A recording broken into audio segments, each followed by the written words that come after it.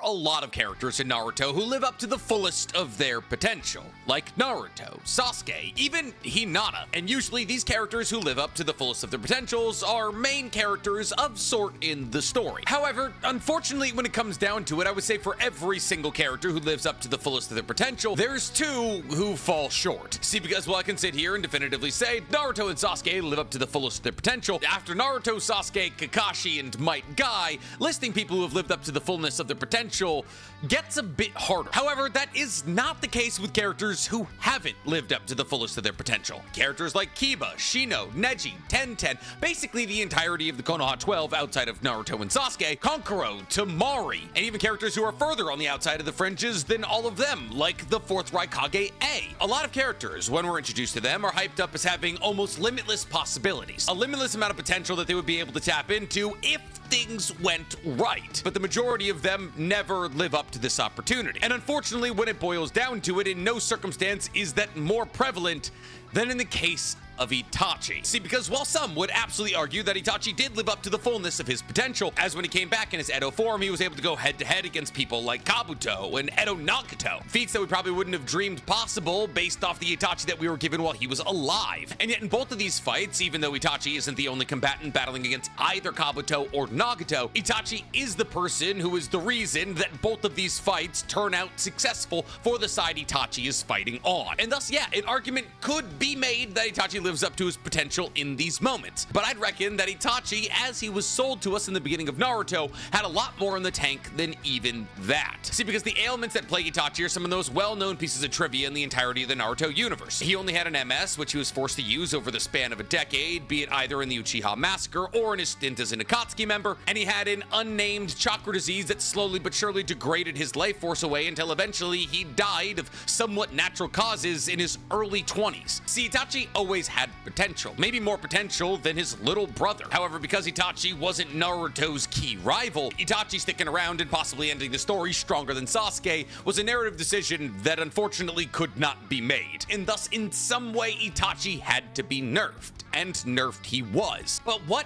if he wasn't? See, I'm trying to start a new series on this channel where I dive into characters who I believe didn't live up to their potential in Naruto and use in-universe explanations to explain how they could possibly live up to what I identify as the fullness of their greatest potential. And I believe that Itachi is one of the greatest examples of what could have been in not only Naruto, but anime history. And thus today I want to have a sit down with you and talk about the character that all of us love probably more than any other character in this story, Itachi. Because today we're talking Itachi's full potential explained. But before we get to explaining anything, guys, please, for me, like this video, subscribe to the page, and hit that noti bell. And if you're feeling particularly generous and want to hear me talk about anime and manga that aren't Naruto and Boruto, go ahead and follow my other channel, The Weeb Commander, where I talk all other anime and manga. Or if you want to see me try to bring real-life challenges to the anime world, go ahead and follow my brand new channel that I created with Stephen He, Chris Barnett, and Danny Mata called Anime IRL. Hear me talk about anime and manga, go ahead and follow my anime podcast, Talk is Anonymous, from me and Danny Mata break down everything that happened in anime and manga this week. It's available on YouTube, Spotify, and Apple Podcasts. So,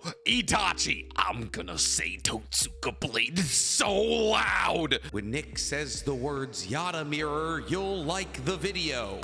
Wow, and sorry, I had no idea what happened there. I think I blacked out. So, Itachi, he's got some inadequacies. Like we've already established, Itachi's two biggest inadequacies that stopped him from reaching the fullest of his potential are the fact that he only had an MS that he had to overuse and his chakra disease. Let's focus on the latter inadequacy, Itachi's unnamed chakra disease. See, we have no idea how Itachi got this chakra disease, how it works, or even why it killed him so young. But we do know that Itachi probably should have died younger than he actually did. But he artificially prolonged his life through the usage of medicinal drugs. Now we do, and by we, I mean I, have some theories about how Itachi's chakra illness came to be. See, because while we can all acknowledge why Itachi had a chakra illness, he needed to be nerfed and taken out of the story, the how of his chakra illness is what perplexes fans to this day. And while some who look for the simplest answers say that Itachi was simply born with his chakra illness, others, like myself, who search for the spice in life, theorize that possibly the chakra illness was a byproduct of the Tsukuyomi overusage. You see, because Itachi, prior to defecting from Konoha, had never shown anything even remote remotely close symptom-wise to the chakra disease that he was plagued with during his stint in the Akatsuki. That is to say that absolutely nothing slowed Itachi down while he was a member of the Anbu, while he was a Jonin, or while he was massacring his entire clan. And in actuality, when Itachi was cutting through the entirety of the fighting shinobi from the Uchiha clan, the most logical conclusion to come to is that Itachi wasn't plagued by the chakra disease in that moment. Because for those of you who have read Itachi's 2 light novels, but more specifically his second light novel, you'll know that the massacre of the Uchiha clan didn't happen in a couple of minutes. And while many would like to believe that Itachi simply slit everybody's throats while they were asleep, that is not the case. Itachi during the Uchiha massacre gets embroiled in multiple high-level fights where he either uses high-level ninjutsu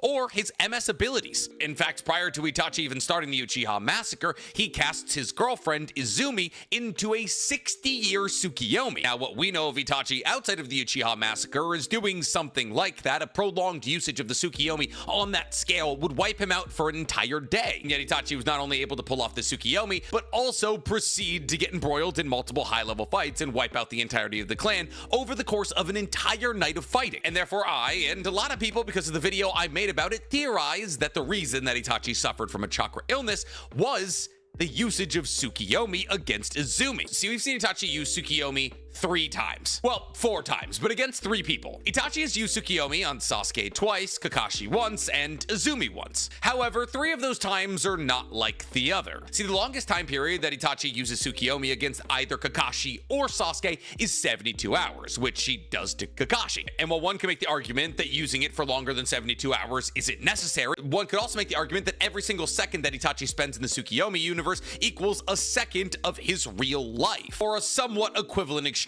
And thus the reason that Itachi A, rarely uses Tsukuyomi, and B, whenever he does use it, never uses it for longer than 3 days, is because after Itachi used Tsukuyomi on Izumi for 60 or so years to show her her entire life with him, he didn't have that much more life force to use on Tsukuyomi. And when we consider the fact that Itachi did use 60 years of Tsukuyomi life on Izumi when he was 13 years old, him dying 7 or 8 years after that when he was roughly 20-ish, but his biological clock would make him 80-ish, would make a fair amount of sense because that's when people die, around 80. Tie this into the fact that the medicine that Itachi took to prolong his life was revealed to us in Sasuke Jin Raiden, a light novel about Sasuke waking up after the battle against Itachi, but before he gets Itachi's eyes, where Sasuke goes to the village where Itachi's medicine was being made and realizes that Itachi was artificially prolonging his life with eye drops. And thus Itachi needing these medicinal eye drops to prolong his life could also point toward the fact that Tsukuyomi was what was killing him, and thus Tsukuyomi is what was causing Itachi's chakra disease. However, Itachi's chakra disease isn't the only thing that was killing him, because Itachi compounded the issue of his chakra disease with overusage of his MS. See, because Itachi was a spy for Konoha in the Akatsuki, he often found himself in very high-level fights, and therefore Itachi would repeatedly have to use things like Amaterasu or his Susanoo. And considering the fact that he had a chakra disease and only the MS, this repeated overusage of his MS not only made him go blind, but also took what little chakra he had left. But the fact that it's explicitly stated that the overusage of Itachi's MS is something that contributed to his death, and not just his blindness, is curious, because there's other people out there who repeatedly abuse their MSs, and we never see it augment their health,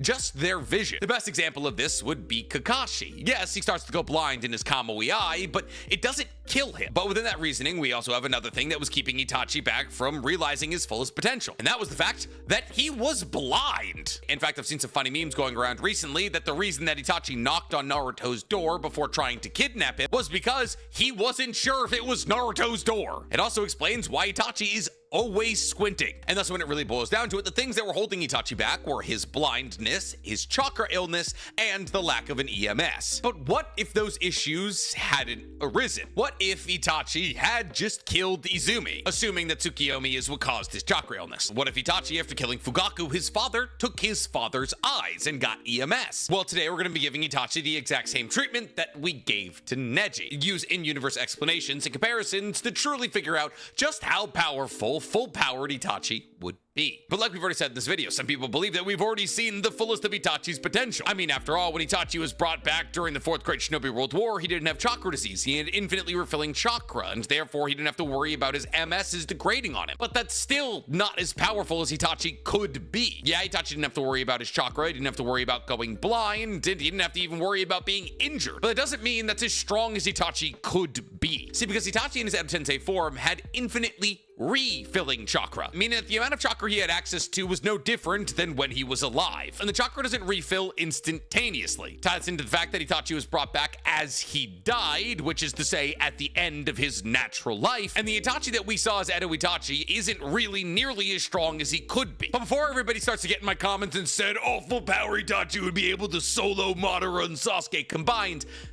now, see, because while today we are going to be talking about how to make Itachi as strong as possible, there's some things we need to acknowledge about Itachi. And one of those things is, first and foremost, that he was not an Indra reincarnation. As much as people like to speculate that Itachi and Minato were Indra and Ashura reincarnations that didn't have a counter, that's not how the reincarnation cycle works, and Madara purposely extending his life is the exact reason for that. And therefore, from a chakra perspective, Itachi, even without a chakra illness, would never reach the chakra pool of the likes of Madara or Sasuke. Because while there is people out there who say being an Indra Ashura reincarnation doesn't give you anything outside of a grudge fate against the other reincarnation, that's not true. Indra and Ashura's ghosts literally haunt the reincarnations. Tell me why the 2 Ashura reincarnations we know were known for their massive amount of life force, and the 2 Indra reincarnations we know have the only 2 straight style MSs we've ever seen. It's not complicated. Just literally look at the pool of evidence you have. And therefore, if Itachi, even without chakra illness, would never be able to get the chakra pool of either Sasuke or Madara, that means that Itachi, even at his highest potential, probably wouldn't be as strong as the strongest iterations of Sasuke or Madara. But that doesn't mean that Itachi at his fullest potential wouldn't be an absolute unit. He would be. See, assuming that Itachi was able to get the MS from his father and awaken EMS, Itachi would have a full-bodied Susanoo, meaning a Susanoo with legs and wings like Sasuke or Madara or Kakashi. A highly mobile defensive castle that would be armed with some of the most dangerous repertoire of tools we've ever seen in the Naruto universe. And this is really the biggest discrepancy that we have between the Itachi we could have and the Itachi we did get. See, because if Itachi were to hypothetically have a full-bodied Susanoo, not only would the defense of his Susanoo get greater on account of the fact that it would be larger and require more chakra, but it would also be mobile and incredibly fast. Well, yes, it's been revealed in Boruto that the Kurama Avatar and the Susanoo are slow comparatively to some of the high-speed members of Kara like Jigen or Ishiki. Therefore, because of their size, they're actually a detriment in a battle against some of the higher-level foes in the Boruto timeline. That doesn't mean that a full-body Susanoo is slow. Madara with his full-body Susanoo was able to go toe-to-toe with the likes of Hashirama, the 4th Raikage, Naruto, Sasuke, and a lot of other FTL targets, implying to us that the highest level of full-body Susanoo is very comfortably at least the speed of light. And that would be really scary in the hands of Itachi. See, because one of the biggest detriments of the Susanoo recently is the fact that high-end fighters in the Boruto universe, like Jigen or Ishiki, are able to just punch straight through it and rip the user out the back of the Susanoo's head. Now, this is obviously non-ideal, and considering the fact that the Susanoo was called the perfect defensive jutsu, it's a very impressive feat for Ishiki or Jigen. However, if a regular Susanoo was the perfect defensive jutsu, well, then Itachi Susanoo was the perfect defensive jutsu. See, because outside of the fact that Itachi was able to cover his entire body in incredibly hard, dense, and augmentable chakra in the form of a Susanoo, Itachi also had something referred to as the Yata mirror. A mirror that was held in the left hand of his Susanoo that was said to contain all of the elemental releases, and therefore any elemental release or physical attack directed at it could be directed backwards in equal force. And therefore, any physical or metaphysical attacks that are directed at the Yata mirror are directed back at the attacker. And thus a fully mobile Itachi and a full Susanoo would not only be roughly a light speed force, but would also be able to block attacks that Madara or Sasuke couldn't. Ties into the fact that Itachi would now be able to dodge attacks that he previously couldn't dodge, like Kirin, and not only would he be way harder to hit, if you hit him, you'd have a small chance of ever breaking through his Susanoo defenses. This isn't where the scariness ends for a full-powered Itachi. Yes, the defenses of a full-powered Itachi would be greater than that of any Susanoo we've ever seen. But on top of that, the offense of a full-powered Itachi Susanoo would also be greater than that of any Susanoo we've ever previously seen. Because Itachi, on top of the Yata mirror, also has the Sword of Totsuka. And as we all know, if you've been around here for long enough, the Sword of Totsuka only requires one slash of somebody's body to seal them into the realm of drunken dreams, which is the sake bottle that Itachi Susanoo has on its waist that the Sword of Totsuka is sheathed into, and any and all people or entities slashed by the sword of Totsuka are sealed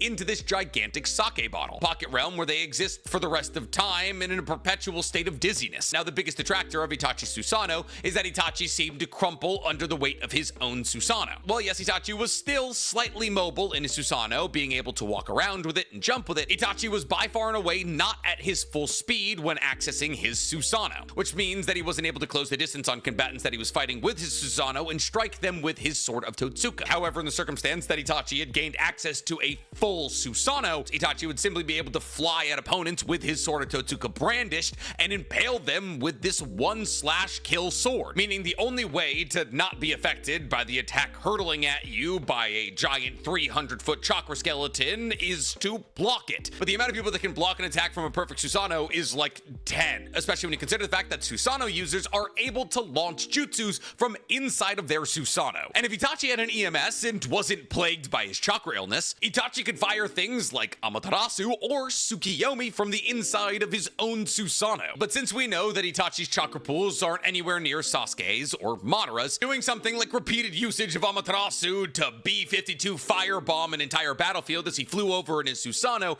isn't what we're talking about here. See, if we are moving forward with the ideology that extended use of the Tsukuyomi is more taxing than limited use of the Tsukuyomi, then Itachi probably knew that. On top of the fact that it is relatively obvious that the less you use a jutsu, the less chakra it's going to consume. And yet Itachi, rather interestingly, always seems to use Tsukuyomi for at least 24 hours. Now, these 24 hours in the Tsukuyomi universe take less than a second in real time. But in this real time, Itachi is standing still in the real world. However, that weakness is immediately nullified when we consider the fact that he's surrounded by a perfect Susanoo that most people won't be able to punch through. However, if Itachi were to use Tsukuyomi for hypothetically an hour or maybe 2 hours, the amount of time it would take in the real world for him to fire that off would be infinitesimally small. But you're probably asking yourself, Nick, why would Itachi use Tsukuyomi for that short of a time period? Well, it's been established that Itachi using Tsukuyomi on people like Sasuke or Kakashi for more than 24 hours was enough to put them in a coma. A coma that only a medical ninjutsu specialist at the level of Tsunade would be able to break them out of. However, what if the goal wasn't to place the person that he was fighting against into a coma? What if the goal was to accomplish something somewhat akin to what Gojo did in the Shibuya incident? See, Gojo, by firing Infinite Void for 0.2 seconds, was able to stun hundreds of combatants simultaneously. What if Itachi, by limiting the usage of a Tsukuyomi to just a couple of hours or even just a couple of minutes on individual targets, was able to use Tsukuyomi tens, if not hundreds of times a day? Now, the opponents he would be using the Tsukuyomi against wouldn't be killed by the Tsukuyomi, something that he is capable of doing, mind you, or even placed in a coma, but they would be temporarily stunned. And with this couple of second moment when they realize that they're not tied to a cross getting stabbed for an hour, Itachi would be able to capitalize on their confusion and either run them through this Totsuka blade or douse them in the black flames of Amaterasu. Because while Amaterasu is one of the most useless MS abilities we've ever seen, it does work really well against an opponent who's standing still. And we know that Amaterasu is substantially less taxing than Tsukuyomi on account of the fact that Itachi uses it sometimes in Naruto and uses it multiple times in one day. And that's the real scary bit of a fully realized potential Itachi. See, because while you're preparing for the swing of a gigantic one-hit kill sword, if you make eye contact with him while he's floating in his Susanoo, he can lock you up for a couple of moments as you deal with the reality of watching your bones melt while tied to a cross. And at that point, you're probably realizing that it's better to be sealed in the world of drunken dreams than to get burned to a crisp through Amaterasu. However, the craziest bit of all of this, if we're not assuming that Tsukuyomi is what killed Itachi and instead he was just born with the chakra illness, Itachi wouldn't even need to go through all of these steps. If hypothetically the reason that Itachi doesn't use Tsukuyomi for longer than 72 hours is just because using it for longer than 72 hours is incredibly chakra depletive, then that means that what Itachi did to Izumi is replicatable. But let me quickly go over exactly what Itachi did do to Izumi. See, Itachi at the beginning of the Uchiha massacre realized that he needed to kill Izumi first so that he would go through with it. Because if he had the wherewithal to kill Izumi, he would have the wherewithal to kill the rest of the clan. However, Itachi didn't want to just cut down Izumi like he would cut down the rest of the Uchiha clan. And thus at the beginning of the worst night of Itachi and Sasuke's lives, Itachi placed Izumi, his girlfriend, into a Tsukuyomi that showed her the entirety of their life together. A life where Itachi became a Jonin and ran missions for Konoha. A life where Izumi had children and Itachi and Izumi raised them together. A life where Itachi and Izumi died side by side of old age 60 or so years after the night of the Uchiha massacre. However, when Izumi died in the Tsukuyomi world of old age, she awoke back to the regular world. But the shock of realizing that the last 60 years that she had lived were or a lie fabricated by Itachi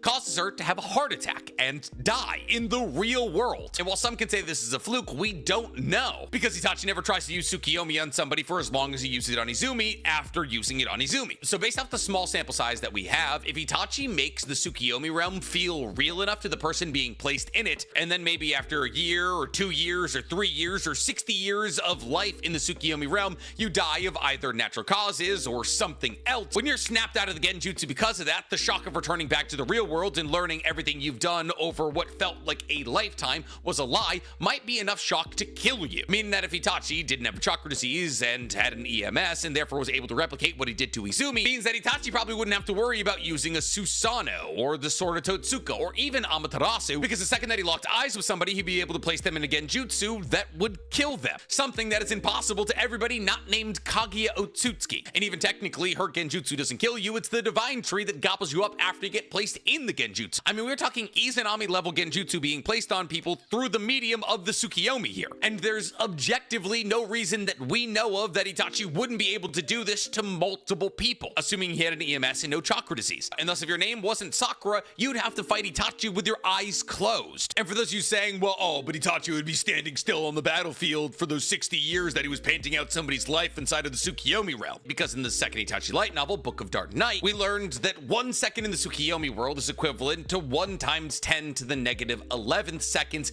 in the Tsukuyomi realm. But that's a big number. Actually, it's a very small number, so let me conceptualize what that means to you. That means for every second that passes in the real world, 100 billion seconds pass in the Tsukuyomi realm. Now, 100 billion seconds is roughly 1.7 billion minutes, which is about 28 million hours, which is about 1.15 million days, also known as about 3,000 years. So yeah, if Itachi wants to place you in a Tsukuyomi realm for 3,000 years, he'll have to stand still for a second, which is why I said him using Tsukuyomi on somebody for a couple of minutes or a couple of hours is an infinitesimally small amount of time that he'll be standing still. However, this isn't where Itachi's hypothetical hacks end. So Itachi showed us in his Edo form that he had access to a long-range attack in his Susanoo, the Magatama. Now, he only ever launched these Magatama at the giant gravity well that Edo Nagato was creating using Edo Tensei, but still, this proved to us that Itachi Susanoo has more weapon options than just the sword of Totsuka and the Yata mirror. And the only other person that we've ever actually seen use these Magatama was Madara. The Madara only ever uses these Magatama in his full-bodied Susanoo. And that's not crazy to assume, since Itachi had access to these Magatama in a non-completed Susanoo body, that if Itachi gained access to a full Susanoo, the Magatama might also see an upgrade. Much in the same way that Sasuke's Susanoo bow that he has access to in his non-full-bodied Susanoo gets stronger when he uses his full-bodied Susanoo, because he can only pull off Indra's arrow in his full-body Susanoo and not while he's in his skeletal form or even his armored form. But how would these Magatama get stronger? Well, like with the upgrade in Sasuke's bow, they could just get bigger or faster, but the Magatama, kind of like Kakashi's shuriken in his Susanoo form, could also be endowed with an innate ninjutsu ability. See, because while Kakashi had Kamui shuriken, there's technically nothing stopping Itachi from making something along the lines of an Amaterasu Magatama. Now, I know some of you are probably saying, oh, but Itachi doesn't have Kagetsuchi. No, he doesn't, but he does have the ability to fire Amaterasu onto things, and consider the fact that he'd be holding his Magatama with a chakra construct hand that would be attached to the Susanoo and not his real physical body, there's really nothing stopping him from just nuking the Magatama in his hand and throwing them. There's also the possibility that Itachi would be able to imbue the power of his Magatama with the power of the Totsuka blade. See, because here's the thing. The reason the Totsuka blade is so incredibly powerful is its sheath, the giant sake gourd that the sword sits in when it's not being used. If hypothetically Itachi were to place his Magatama in this giant sake gourd and then pull them out of it, there's really nothing stopping him from imbuing the Magatama individually with the powers of the Totsuka blade. Meaning, kind of like how anybody hit by Kakashi's Kamui shurikens, anybody hit by Itachi's Magatama would immediately be sealed into the realm of drunken dreams. And this logic tracks. If Kakashi can apply an MS ability to his shuriken, why wouldn't Itachi be able to do the same with his Magatama? And when you tie this into the fact that Edo Itachi was able to keep up with the likes of KCM1 Naruto and Killer B, that means that Edo Itachi, who objectively didn't have a chakra disease, but was the reincarnation of Itachi at the end of his life, was already fast enough to keep up with two of the fastest people in the entire universe, then if Itachi were to hypothetically A, have the precognition and reaction speeds granted through an EMS, and B, have a stronger body that wasn't racked by a chakra disease, then there's really nothing stopping us from highballing Itachi's hypothetical speed to KCM2 Naruto. I mean, this would be a physically stronger and faster Itachi who'd be able to reinforce his body with chakra. He should, for all intents and purposes, be faster than Edo Itachi. And thus, where does the highest possible potential of Itachi lie? Well, some of you aren't gonna like this answer, but realistically, it's War Arc Sasuke after he gets the 6-Tome Rinnegan. See, from an AP, speed, and durability perspective, there's really no reason that Itachi wouldn't be able to achieve the heights that 6-Tome Rinnegan Sasuke had achieved. See, while the hacks of 6-Tome Rinnegan Sasuke and EMS Itachi would be different, they wouldn't be that crazily different. Itachi's full body Susanoo would be stronger than that of Sasuke's. It might be a little bit smaller because Itachi's chakra pool was smaller, but the weapons that Itachi would have access to would greatly outclass basically anything that Sasuke has access to outside of Indra's arrow. Something that we're not entirely sure he's able to do ever again, mind you. It ties into the fact that Sasuke basically never uses any of the original 6 paths of the Rinnegan, and really all Sasuke got out of the 6-Tome Rinnegan was obviously greater precognition and reaction times, but mostly the ability to track entities between dimensions, open dimensional portals himself, and also heavenly hand power. And while Itachi has no extra dimensional abilities and no ability to teleport, he does, like I established, have access to a stronger Susanoo. On top of this, it's really not until Sasuke awakens to the 6-Tome Rinnegan that he gets access to any high-level genjutsu. And by high level, I mean genjutsu that would work on high-level fighters. Because after Sasuke gets the 6-Tome Rinnegan, he's able to place Sakura, who's all but immune to genjutsu, under genjutsu. Thus, it's really not until Sasuke gets the 6-Tome Rinnegan that he would have an answer for a fully realized Tsukuyomi Eye. However, the only reason that Itachi with 2 EMSs would be able to be as powerful as Sasuke with a 6-Tome Rinnegan is because fundamentally Itachi was more talented and had a better kit for his Susanoo. But Itachi wouldn't be able to scale to the highest heights of Sasuke or Madara, because Sasuke and Madara are able to scale far beyond what an EMS can accomplish with the usage of the Rinnegan, something that Itachi would never get his hands on. Now, some of you out there say, but there's other ways that Itachi could get strong, like Sage Mode, and I'm not gonna tolerate that line of thinking. See, because, well, yes, Itachi probably didn't become a sage in his regular life because his chakra illness made his body too weak and made it so he didn't have access to enough chakra to undergo the sage transformation. But you want to know another reason that Itachi never underwent the sage mode training?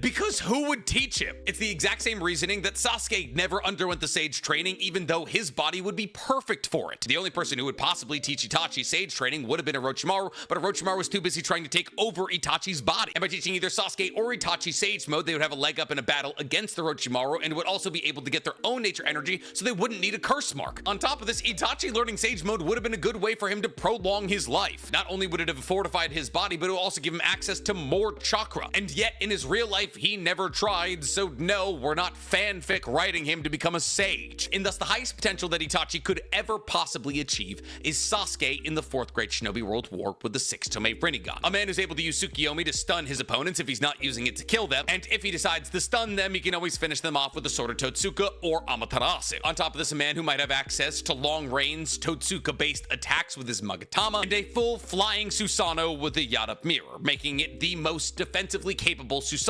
in the history of Susanoo. And thus Itachi would be fiercely powerful and absolutely would have played a massive role in the battle against not only Madara, but also Kaguya. He would have, for all intents and purposes, been comparable to DMS Kakashi. Instead of relying on Kamui, he would have relied on Genjutsu. And that, I believe, is the most authentic, least biased perception of how strong Itachi could have been if so many things hadn't gone wrong for him. What do you guys think Itachi's highest level of potential is? Tell me in the comments below, and while you guys are down there, please, for me, like this video, subscribe to the page, and hit that noti bell. Next up, Shino? Shisui. Everybody wants Shisui.